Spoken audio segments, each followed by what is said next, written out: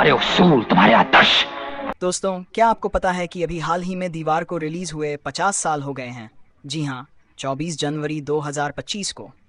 और इस मौके पर दैनिक भास्कर से जावेद अख्तर की खास बातचीत के कुछ प्रमुख अंश पेश हैं आपके सामने। जावेद साहब कहते हैं कि मुझे याद है सलीम साहब और मैंने जब दीवार का आइडिया यश चोपड़ा को सुनाया था, तब उन्होंने कहा ये तो कुछ मदर इंडिया या गंगा जमुना जैसा लग रहा है।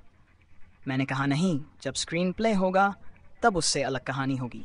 लगता है वो दीवार जो हम दोनों के बीच है। फिर मैंने और सलीम साहब ने इसे सिर्फ 18 दिनों में लिखा।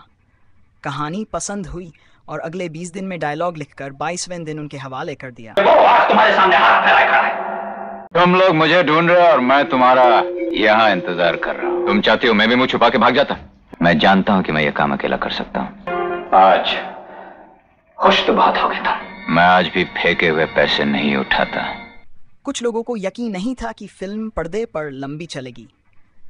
लोग कहते हैं कि हाजी मस्तान की लाइफ से फिल्म की इंस्पिरेशन ली गई है, पर हमारा कोई ऐसा इंटेंशन नहीं था। हमें तो हाजी मस्तान का ख्याल तक नहीं था।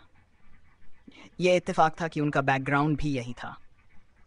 कहानी लिखने के बाद हमें लगा कि ये रोल अमिताभ और शशि के लिए ठीक है। शशि को जब हम कास्ट कर रहे थे तब बहुतों ने कहा ये एक्सेप्ट नहीं होंगे क्योंकि अमिताभ से शशि सीनियर एक्टर हैं। लोग कैसे मानेंगे कि ये छोटा भाई है, क्योंकि शशि अमिताभ से बड़े हैं और फिल्मों में 7-8 साल पहले से थे। लेकिन शशि के मासूम चेहरे के कारण वह यंग लग सकते हैं तो लगे। हालांकि गुलशन रॉय पहले राजेश खन्ना को लेना चाहते थे। मैं साइन करूंगा। जाओ पहले उस आदमी का साइन लेकर आओ जिसने मेरे हाथ पे ये लिख दिया था। उसके बाद मेरे भाई तुम जिस कागज पे कहोगे मैं उस पर साइन कर दूंगा। मेरा बाप चोर है। पहली बार फिल्म में किसी बच्चे के हाथ पर डायलॉग लिखा गया था, लेकिन ये आइडिया कैसे आया ये बता पाना मुश्किल है।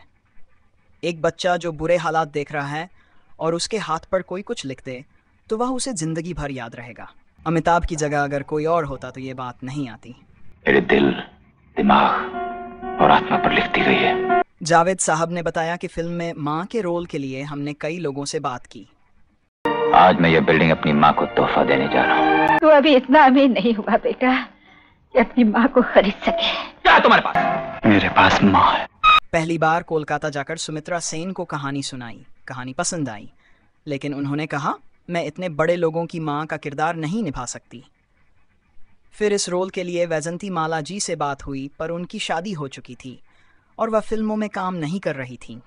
आखिरकार माँ के रोल के लिए निरूपा रॉय तैयार हुई। उन्होंने बहुत बढ़िया रोल निभाया।